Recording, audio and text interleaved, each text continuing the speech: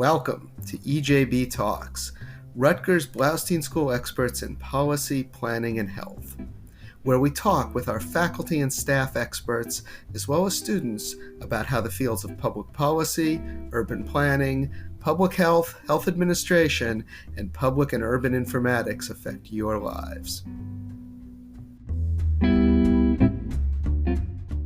Welcome to EJB Talks. I'm Stuart Shapiro, the Associate Dean of Faculty at the Blaustein School, and the purpose of this podcast is to highlight the work my colleagues and our alumni in the fields of policy, planning, and health are doing to make the world, the country, and New Jersey a better place. Today, I'm very happy to be speaking with Professor David Listikin, a distinguished professor in our world-ranked urban planning program. Welcome to the podcast, David. I am delighted to be here. Let's start by talking about your upcoming book on the demographics of New Jersey, which you're writing with our former dean, Jim Hughes. Can you tell me a little bit about the book and a couple of things that surprised you in researching it? Sure. The book project started about 3 years ago. It was supposed to be a 1.5-year project, so that speaks for itself. Projects work that way. Yes, they do. Hopefully getting better with time, like vintage wine. It's entitled, as Stuart mentioned, Population Trends in New Jersey, and that's pretty much what the book is about 13 chapters, a number of appendices, about 250, 300 pages. We're currently in page proofs. Will go to galleys, and hopefully the book will be out before the turn of the year. So anything surprise you as you were researching it? Oh my, where does one begin? All right. And I love rabbit holes. You start at one point and you find other things. What were some of the surprises? Well, colonial demography, which I knew nothing about. New Jersey is a colony, so in contrast to today's baby bust, the average household size in colonial New Jersey was 7. So that tells you something. Slavery. New Jersey was the last northern state to abolish slavery. Wow. And was the only northern state to enforce the Fugitive Slave Act. Oh, my God, not a proud history. Actually, New Brunswick was at the center of the Fugitive Slave Act when you had people, slaves, blacks fleeing the South, going north, coming through New Jersey.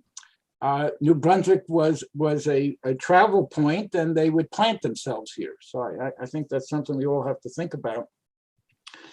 Another surprise, immigration. While New Jersey tracked the nation, the Garden State did so on steroids. If I can just share a factoid or two. In 1910, when nationally the U.S. about 15% of the U.S. population was foreign born, in New Jersey that share was 26%.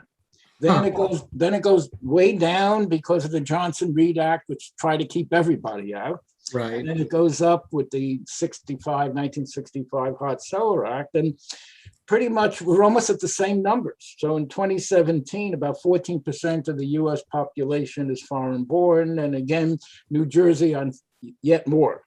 The percentage of foreign born in New Jersey is 23%. So we covered many aspects of demography, and there were many surprises. That's great stuff, and I think we could probably do a podcast on each of those factoids if we wanted to. The one thing when we talked recently that really intrigued me was this question of reverse migration.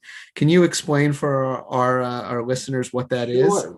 Sure. So first, we have to start with the Great Migration before we get to the reverse. So the Great Migration refers to the massive movement over much of the 20th century by Southern-born blacks to northern, Midwestern, and Western regions that offered better social and economic conditions. And technically, we refer to push and pull factors. The push factors: Southern rural poverty, Jim Crow, 4,000 lynchings of blacks, sadly, again, in the Reconstruction period onward. The pull factors were hopefully less segregation in the North, even though that didn't always turn out to be the case, and economic opportunities and joining friends and family who had moved north. So that's the Great Migration and the factors, the push and pull factors behind that.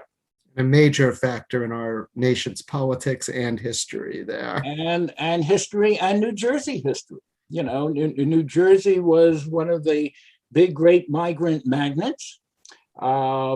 Newark and other industrial cities in New Jersey were literally advertising down south, you know, factory jobs, shipbuilding jobs, $3 a day versus $1 a day that a Black rural farmhand would be earning. Come north, it was literally, it wasn't subtle, and many did. By the way, if I can mention, a wonderful oral history in the Newark Public Library of great migrants, you know, mainly coming to Newark. Now, all right, so that happened for most of the 20th century. By the way, often accelerated in the war years. 1917 and era, we got to get those defense factories manned, and also in World War II. The reverse Great Migration reverses that population movement, and it refers to Blacks living in northern, midwestern, and western regions now moving to the South. And it was first identified by a number of demographers. One example, William Frey at the Brookings Institution. So he observed not that long ago that over the past few decades, the South has developed into a regional magnet for Blacks. And that in a word is what the reverse Great Migration is about. That heretofore Blacks left the South, now a growing share are returning to the South. So why? Why? Okay, always hard. Always the why is always hard. But it's the interesting question, right? We can better talk numbers than the whys. All right. So let's go back to the push and pull factors. Okay, the push. Why Blacks might return to the South? Well, you know, the denouement up north wasn't as rosy as people would have liked. You know, there's clear racism and segregation in the North. If I can just cite one statistic, of the nation's 25 most segregated metropolitan areas, just 5 are in the South, and northern areas such as New York City and Detroit are at the top of the list of segregated places. So if the quest leaving the South was less segregation, sadly, that has often not been the case. And of course, that's a complicated story. You know, right. Redlining, exclusionary zoning, school district boundaries, etc.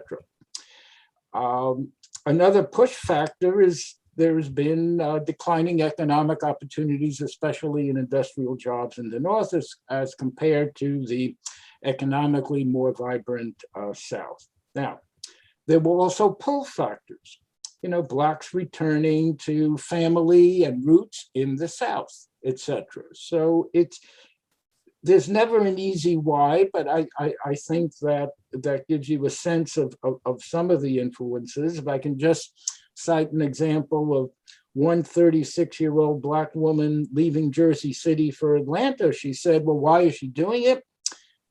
She says, the quote unquote, the business and political opportunities are here in Atlanta on that. So again, you're seeing complex factors reversing that Great Migration. I know Charles Blow has written in the Times about how there's also the possibility that remigration to the South might give African Americans a base of political power that they don't have in northern states, because they can't possibly form a majority here. Thank you for mentioning that. And it's interesting, sometimes you do your own work and you wonder who else is interested, and then you read the book from a New York Times columnist. And again, as you mentioned, the book, by the way, is entitled The Devil You Know. So I think that tells you something. And as Stuart just said, advocating, not just observing that there is reverse Great Migration, but advocating there should be accelerated Black reverse Great Migration in order to maximize Black political influence in the South and in the nation.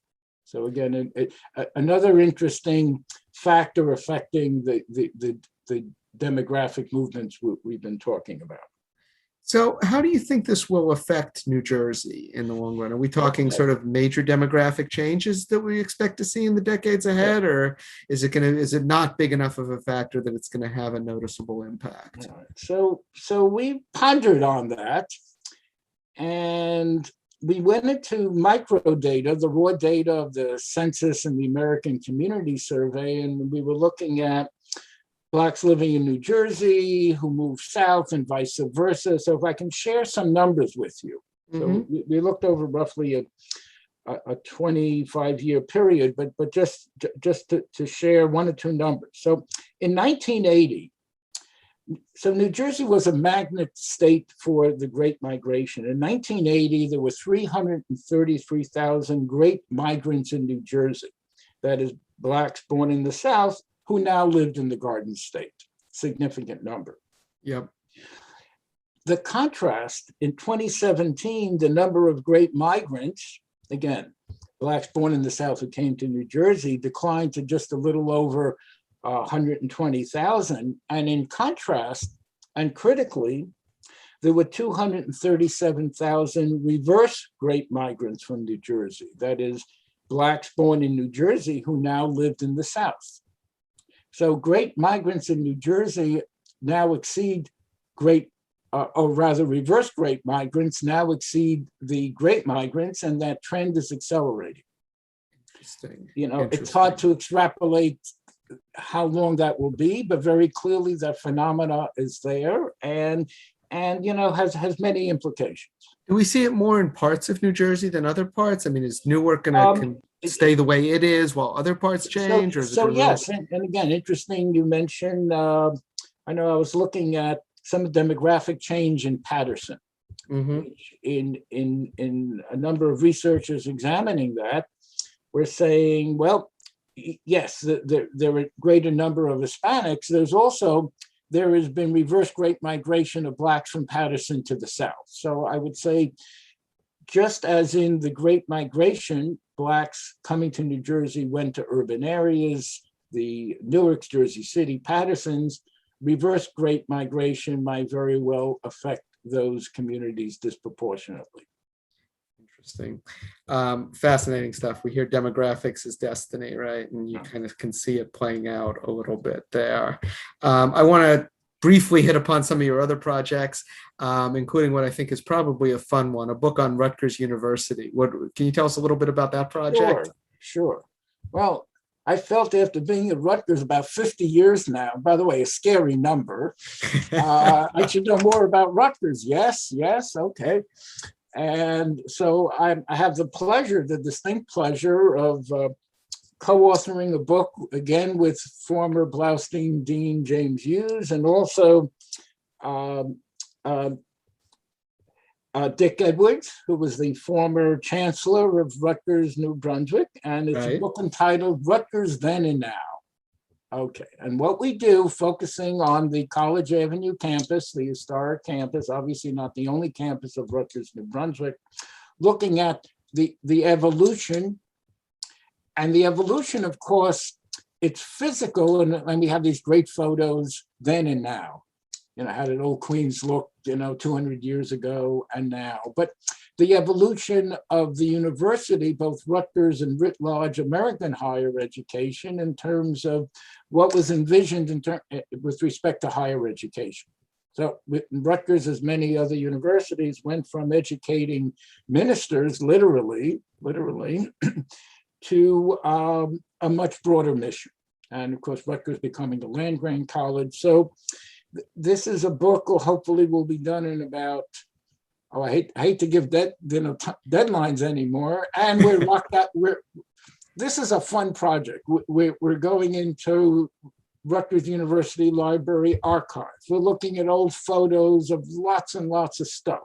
We're then taking from the same perspective how the building or vista looks currently.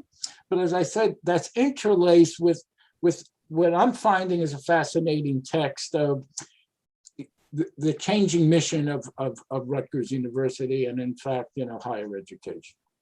Yeah, I'm sure Rutgers mirrors higher ed in many ways. Yes. Particularly public higher ed. Yes, it does. Yes, it does. Anything else from any of you, the rest of the myriad of fascinating topics that you work on that you want to mention? All right. So myriad often translates into you're behind. Okay. No. And that seems to be my theme song. So let me talk about myriad and hopefully less behind. All right. Route 66. And that's really one of the reasons I became interested in urban planning. It's like, what is not urban planning? So about 20 years ago with Mike Lahr, we developed an economic model on quantifying the economic impacts of historic preservation type activities. Okay, and we do an annual study for the Park Service and another good work. That then led to a request that we look at the economic impacts of Route 66. So Route 66 was the famous, really internationally famous route from Chicago to California, and has, interestingly, even though it's been superseded by the interstate, has an amazing pull.